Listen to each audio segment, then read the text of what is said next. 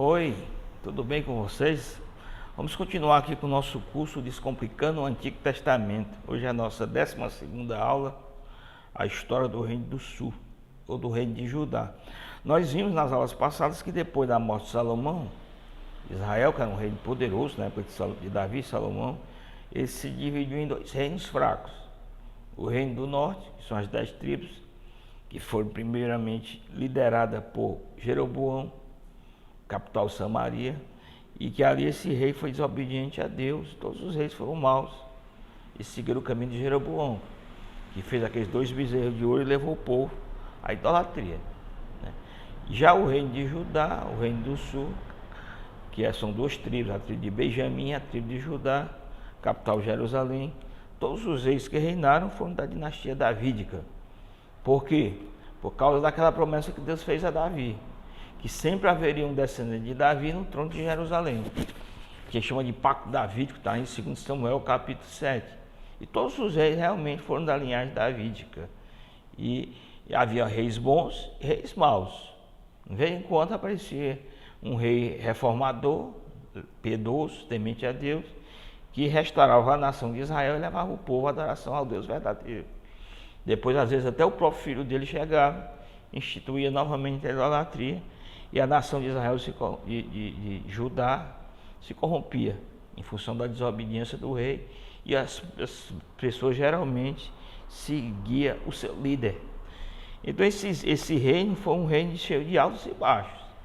Reis piedosos, temente a Deus, faziam uma reforma religiosa, restauravam o culto, mas também de repente apareceu outro rei que não era temente a Deus e levava o povo para a idolatria. O primeiro rei foi Roboão, filho de Salomão, reinou em Jerusalém, e ele, nos 3 primeiros anos do governo dele, ele buscou a Deus. Não sei se pela necessidade, porque ali ele estava consolidando o reino. E durante os 3 primeiros anos ele começou a refortificar as cidades. Ele fortificou 15 cidades em torno, nas fronteiras, né, do reino de Judá, ou do reino do sul. E ele, após consolidar o reino, abandonou a Deus. Então, a partir daí, ele começou também a voltar aos cultos cananeus. E a nação de Israel foi para a idolatria na época dele. E na época, Jerusalém invadida por um rei egípcio, chamado Sisaque. Ele vem com um exército poderoso, vence Jerusalém, saqueia o templo, leva todos os tesouros do templo e dos palácios, inclusive aqueles escudos de ouro que Davi havia feito, aliás, Salomão tinha feito. E ali ele de repente ele é advertido pelo profeta Semaías que todo aquele castigo era em função da desobediência dele a Deus. Mas ele continua com a sua idolatria, e depois o filho dele, Abias, que reinou por 3 anos, também seguiu os caminhos do pai e foi um rei idólatra. Mas de repente ele tem um filho chamado Asa. Esse filho assume, que teve um reinado longo, que foi 41 anos.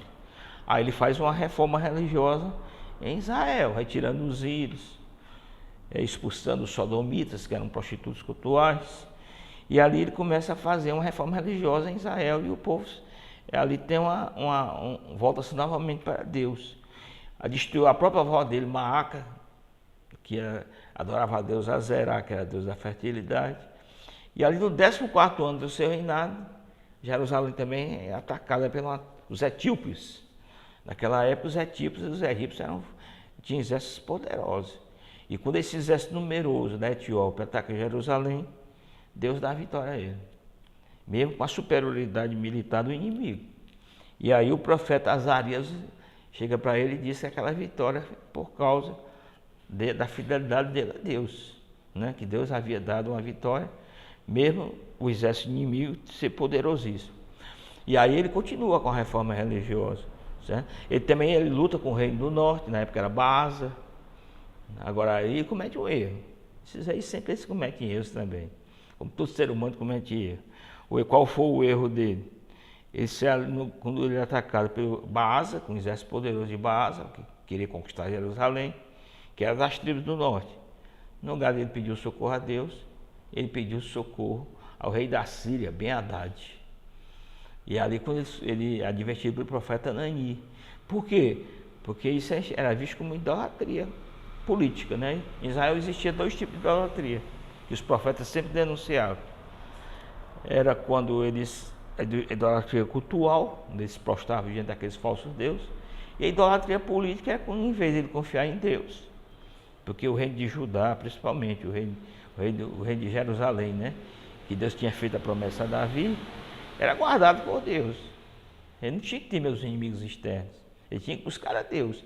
E em vez de buscar a Deus, ele buscava fazer aliança com aquelas nações pagãs que eram desobedientes a Deus. Então ele comete esse erro. E no final da vida dele, a Bíblia diz que ele adoece dos pés. Em vez de buscar a Deus, ele busca os médicos. Não que a Bíblia condene ninguém buscar, ninguém pode pegar um texto desse fora do contexto e dizer que ninguém deve buscar os médicos. Mas a Bíblia enfatiza que é o que? A confiança, ele confiava mais nos médicos do que em Deus. E morreu daquela enfermidade. O que mostra que o coração dele não era totalmente voltado a Deus. Né? Todos esses reis, mesmo sendo rei piedoso, a gente vai ver que eles tinham defeitos. Eu tinha falhas diante do relacionamento com Deus. Outro rei é o filho dele, Josafá. Reinou durante 25 anos. Era um rei piedoso. Que ali ele ensinava a lei ao povo, mas os levitas, sacerdotes, ensinam a lei. Ele fez uma reforma administrativa. Ele restaurou, né, o culto ao Yahvé, ao Javé. E ele desenvolveu o comércio com as outras nações. Né? Então foi um rei próspero. Só tinha um defeito, Josafá. Qual era o defeito de Josafá? Ele fazia aliança com ímpios. E um dos grandes aliados que ele sempre buscava era o rei Acabe, que a gente sabe que lá em Samaria era um rei desobediente a Deus. Porque tinha uma esposa chamada Jezabel, que era uma figura do diabo. E ali ele se alia com esse reino do norte. Ele quase morre na batalha de Ramote Gileade, que a gente já viu aqui. Quando o rei Acabe é morto em combate, ele também quase morre, que estava lá no combate com ele, fez aliança militar com ele. Ele pegou o próprio filho dele, Jeorão, e casou com a filha de Acabe e Jezabel, que era uma mulher chamada Atalia, que também instituiu em Jerusalém o culto a Baal, né? Porque os fenícios adoravam o deus Baal, e ali ele instituiu também. Então essa aliança que ele fez com Acabe não foi bom nem para ele e nem para Jerusalém, para o reino de Judá, porque depois a gente vai ver que Atalia, né, a filha de Jezabel, quase vai destruir a dinastia davídica, porque ela casou com Jeorão, um reino, o filho de Josafá. E depois da morte de Josafá, Jeorão vai reinou 8 anos, foi um rei cruel, sanguinário. Até o profeta Elias, que era lá do reino do norte, escreve uma carta para ele, dizendo que Deus vai castigá-lo pela desobediência, que ele vai morrer de uma enfermidade e vai vomitar suas entranhas. E realmente essa palavra se cumpre. Aí vem o filho dele, Acasias, que reinou somente 1 ano, né, que foi dominado pela mãe, Atalia. E ali ele instituiu o culto a Baal, na época de Acasias. Quando ele morre, a mãe dele, Atalia, que é o quê? Destruir toda a dinastia davídica e mata todos da linhagem real. Então ali foi uma coisa satânica mesmo, para quê? Para que a promessa de Deus não se cumprisse. Já notaram que quando tem uma promessa de Deus, o inimigo faz tudo para aquilo que não se cumprir? Aqui não é diferente, mas sempre há uma vitória, porque aquilo que Deus promete se cumpre. E Josabete, a irmã de Acasias, pegou o filho dele de 1 ano, que era Joás, e escondeu dentro do templo. Só ficou esse garoto chamado Joás. Quando ele tinha 7 anos, o sacerdote Joada, que tinha guardado e cuidado dele, faz uma insurreição e restitui a dinastia davídica e passa a reinar em Jerusalém. Então você vê que ali quase a dinastia davídica era quebrada, porque se morressem todos os descendentes, mas de uma forma sobrenatural, um milagre de Deus, essa criança é guardada no templo. 7 anos depois, ela é colocada como rei de Jerusalém, rei de Judá, e ali a dinastia davídica é restaurada. Joás, esse rei reinou 40 anos, enquanto o sacerdote Joada, né, porque ele chegou ao trono 7 anos, então Joada que era o sacerdote, e foi o regente, né? E enquanto ele viveu, ele foi um bom rei, porque ele fez uma reforma religiosa também, Ele tirou a idolatria de lá, o culto a Baal, né, que havia sido instituído por Atalia.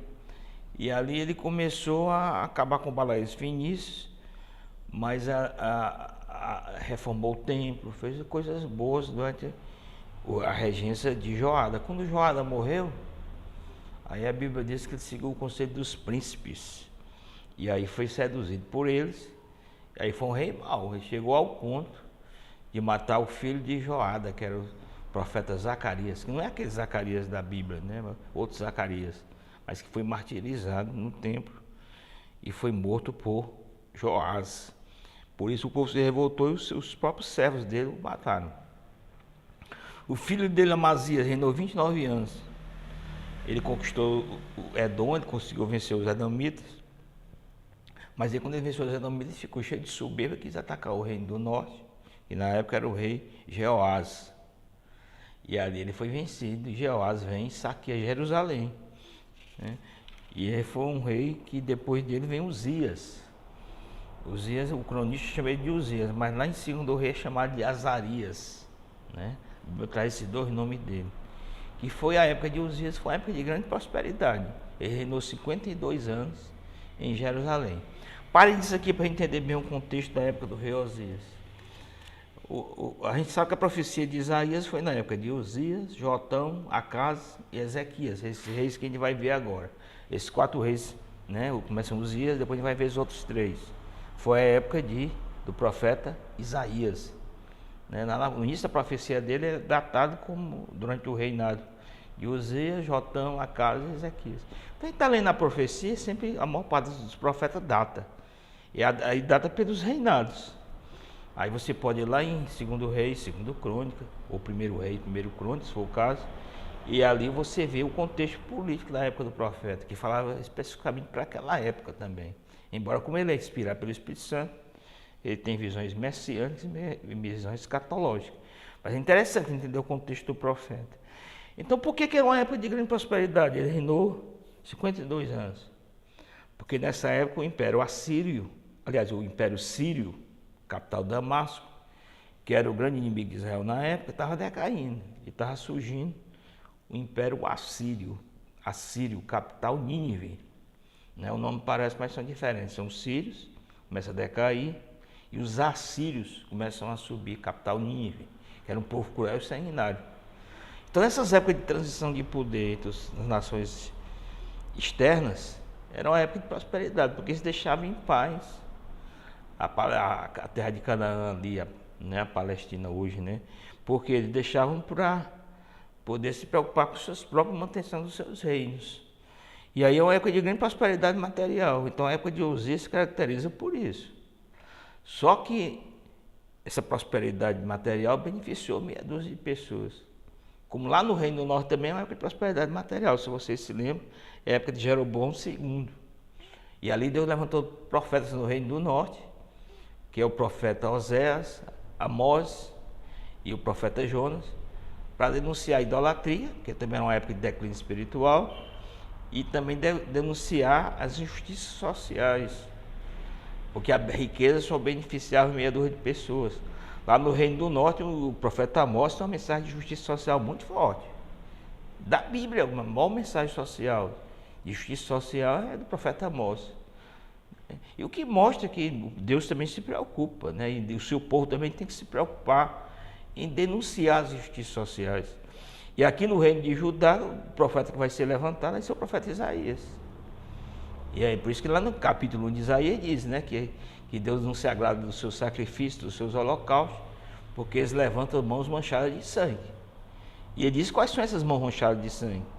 Cuidava dos órfãos, das viúvas, que eram as necessitadas da época, as autoridades recebiam suborno, e ali Deus estava irado contra o seu povo, porque o culto religioso era hipócrita, porque não vinha sendo acompanhado de atos de justiça e de misericórdia. E hoje é da mesma forma. Não adianta nós levantarmos as nossas mãos em adoração a Deus, se nós não temos atos de justiça e de misericórdia do nosso próprio, porque isso é hipocrisia, isso é ira, né, causa a ira de Deus. Foi o caso aqui. Aí aqui na época de Uzias, Jotão, Acaz e Ezequias, Deus vai levantar um grande profeta de Israel, o príncipe dos profetas de Israel, que é Isaías.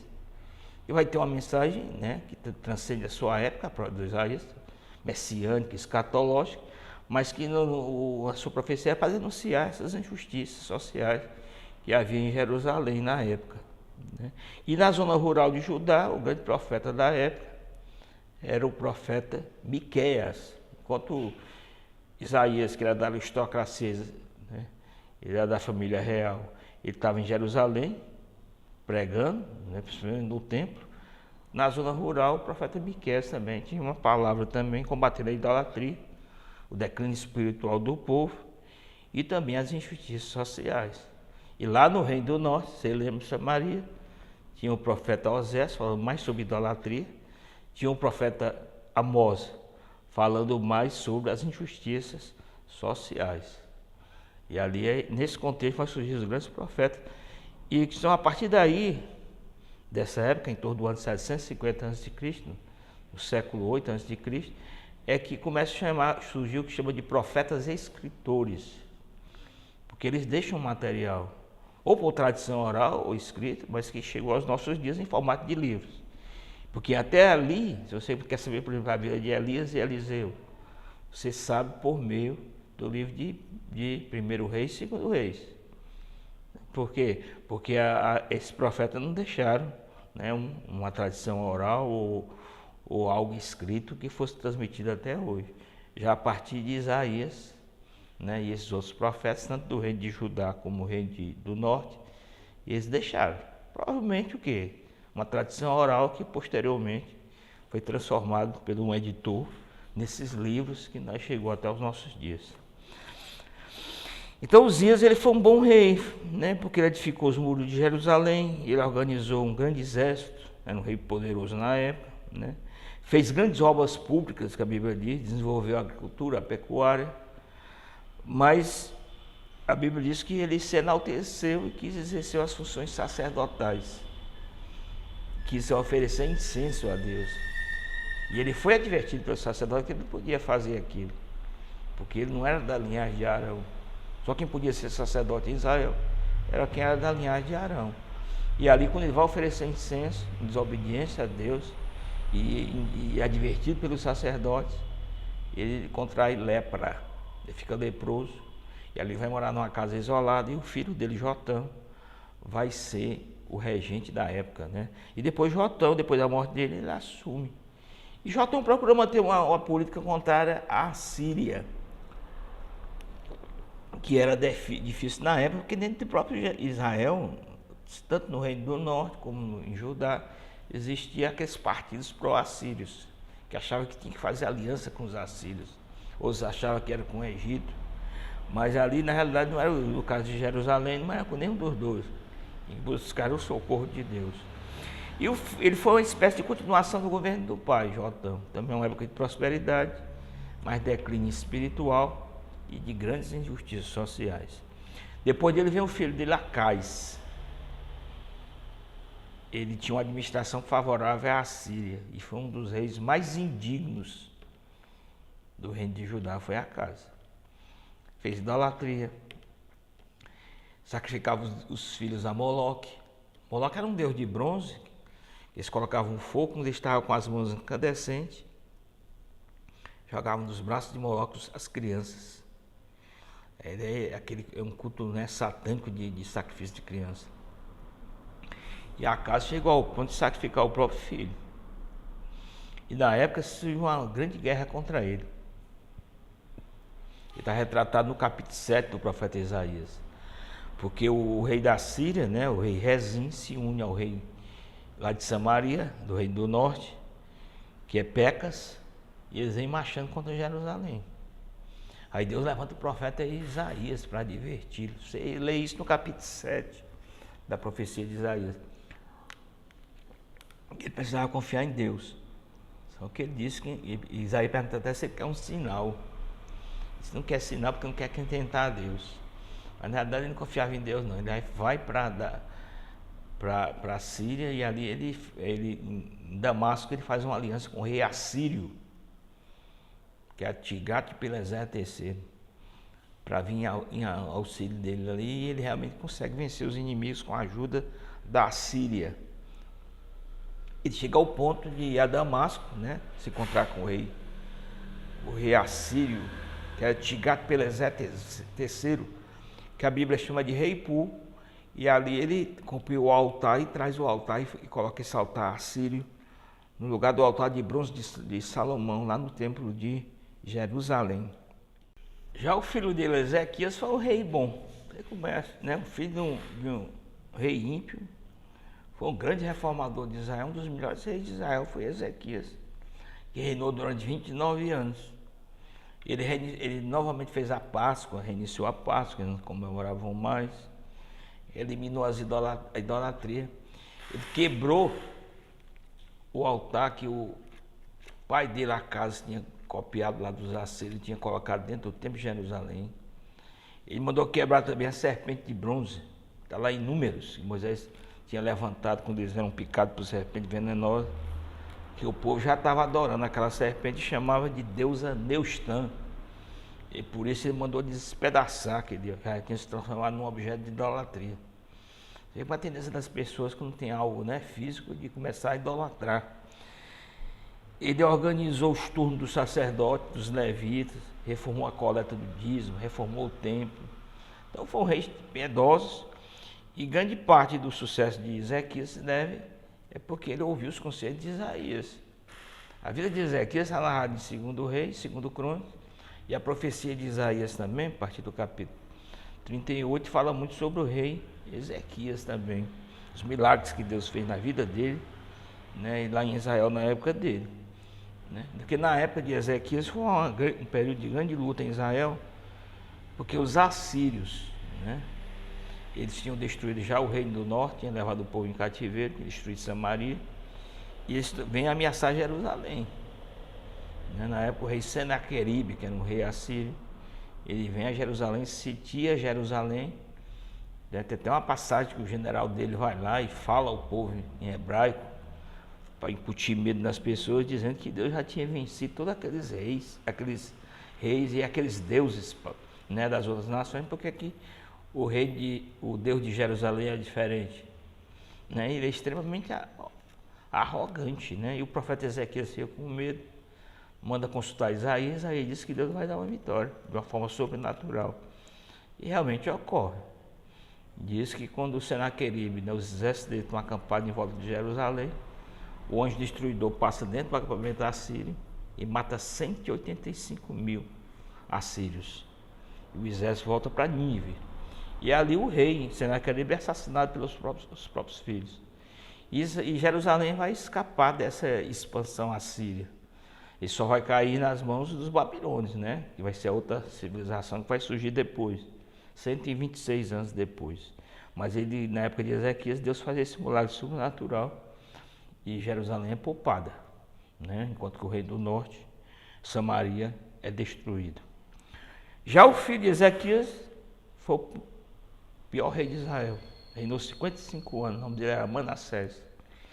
Fez tudo, se você ler lá em 2 Crônica e 2 Reis, você vai ver que ele fez tudo que não presta. Ele adorava o sol, adorava a lua, ele restituiu o culto a Baal, a deusa Azerá, que era a deusa da fertilidade. Ele ofereceu o próprio filho a Moloque. Então, lá em 2 Crônica, capítulo 33, versículo 1 a 6, se você ler, você vai ver as atrocidades que esse rei fez. Só que a Bíblia diz que ele está indo para o cativeiro, se arrependeu, né? E ele foi perdoado por Deus. Lá em Reis não diz isso, mas lá em 2 Crônica o cronista faz questão de enfatizar que o nosso Deus é um Deus misericordioso. Porque se Manassés, com todo esse currículo, foi perdoado por Deus, o que mostra que a salvação é pela graça, é um favor de Deus, não é pelo mérito humano. Aí depois o filho dele, Amon, né, ele se arrependeu, tentou reparar o erro dele, mas não teve jeito. O filho dele, Amon, volta novamente para a idolatria, que o próprio pai havia ensinado a ele. Fez com que Judá voltasse à idolatria e os servos do palácio o mataram. Chegou uma época em Israel, já perto da queda de Jerusalém, que vai ter um rei chamado Josias. Foi coroado com 8 anos de idade, um menino rei. E ali ele reinou 31 anos. Essa época vai ser uma época de euforia em Israel, de otimismo. Eles achavam que Deus realmente ia trazer a prosperidade, a dinastia davídica, e o rei não cairia, como os profetas já vinham anunciando que haveria a queda de Jerusalém, né? E a partir de Josias vai surgir, já no final da vida dele, vai surgir um profeta, que é Jeremias, e vai exatamente anunciar novamente que Jerusalém vai ser destruída por Nabucodonosor. É o profeta chorão, porque a mensagem dele é uma mensagem extremamente dura, que o povo tem que se render, que o povo tem que aceitar a derrota para Nabucodonosor, para sofrer menos, porque o próprio Deus já havia entregue Jerusalém na mão do rei babilônico, Nabucodonosor. Então essa é a mensagem que Jeremias vai levar na época dos reis depois de Josias, né? Que é o rei Joaquim e o rei Zedequias. E aqui ele foi coroado rei com 8 anos e mandou restaurar o templo, fez uma reforma religiosa no templo. E ali o sacerdote manda reconstruir o templo, o sacerdote Ilquias, ele encontra o livro da lei. Você vê que eles tinham perdido o livro da lei, né? E ali quando ele lê, ele fica amedrontado, que provavelmente esse livro que ele encontra é o livro de Deuteronômio. Porque em Deuteronômio, no capítulo 27 e 28, tem as bênçãos e a maldição. Se o povo obedecer, viriam as bênçãos. Se eles desobedecessem, viriam as maldições. E quando Ilquias lê, viu que o povo tem que desobedecer tudo aquilo que estava no livro da lei, que eles tinham até perdido a lei de Deus. É como se a gente perdesse hoje a Bíblia, né? A gente não soubesse mais a vontade de Deus, porque não tinha mais a revelação da palavra de Deus. E ali, quando Ilquias mostra ao rei Josias, ele manda consultar uma sacerdotisa, uma profetisa, chamada Uda, e ela diz que aquilo vai acontecer, mas não na época de Josias. E de uma certa forma, aquilo acalma o coração de Josias. Aí ele eliminou a idolatria, os cultos pagãos, ele fez uma reforma religiosa em Jerusalém, celebrou a Páscoa, fez uma festa belíssima da Páscoa ali, chamando até as pessoas lá do Reino do Norte que haviam ficado remanescendo para participar em Jerusalém dessa festa. E aqui na época, em 627 a.C., morreu o rei assírio chamado Assurbanipal. A partir dali, o rei assírio começa a decair depois da morte de Assurbanipal e começa a surgir um novo reino, que vai ser um reino poderoso, que é o reino babilônico. E aqui Josias, ele entra numa batalha que não era dele. O faraó Neco estava indo lá para aquela região do rio Eufrates, Mesopotâmia, para lutar contra a Babilônia, que estava crescendo. E aí Josias ataca o faraó Neco. O próprio faraó diz: rapaz, isso não tem nada a ver com isso. A minha luta é contra os babilônios. Volta. Mas ele entra nessa luta que não era dele. E na batalha de Megido, ele morre. Quando o rei Josias morre, é como se fosse uma ducha de água fria na história dos israelitas. Por quê? Começa a desmoronar todas as esperanças. E ali vai começar a surgir o profeta Jeremias anunciando a queda de Jerusalém.